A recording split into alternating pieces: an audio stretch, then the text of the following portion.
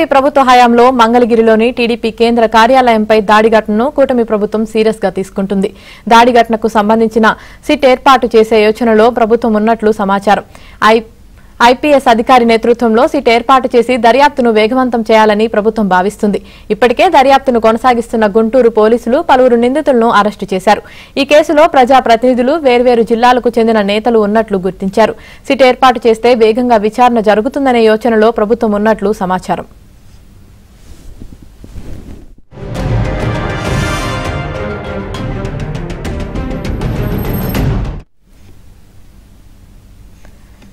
ఇదే విషయానికి సంబంధించి మరింత సమాచారం మా ప్రతినిధి పూర్ణ అందిస్తారు. పూర్ణ,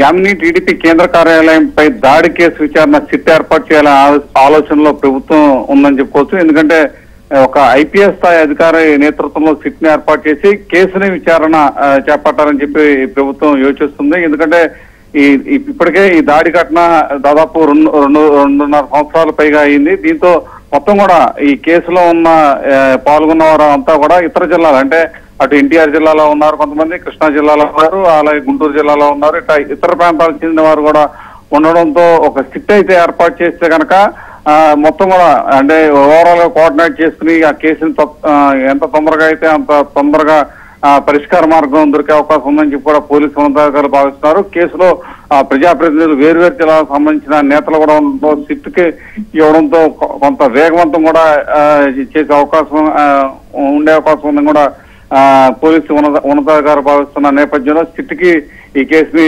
బదిలీ చేసే అవకాశం కూడా కనపడుతుంది. ఎందుకంటే ఇప్పటికే ఈ కేసు జరిగి దాదాపు 2.5 సంవత్సరాలు అవుతుంది. మొత్తం కూడా ఈ కేసు సంబంధించి అనేక కీలక అంశాలకు ఇప్పుడు తెర మీదకి వస్తున్నాయి.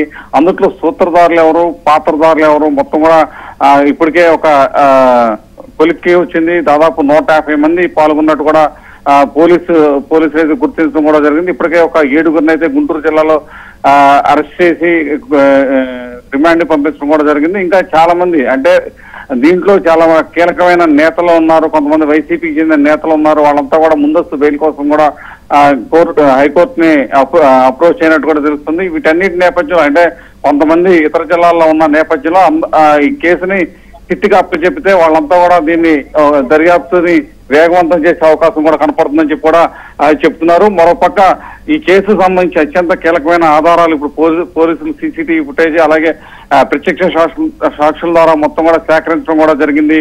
అయితే ఇంకా మరింత లోతుగా దీన్ని దర్యాప్తు చేయాల్సిన అవసరం ఎంతైనా ఉందని కూడా భావిస్తున్నారు. ఎందుకంటే ఎన్టీఆర్ జిల్లాకు చెందిన వైఎస్ఆర్ పార్టీకి చెందిన ఎమ్మెల్సీ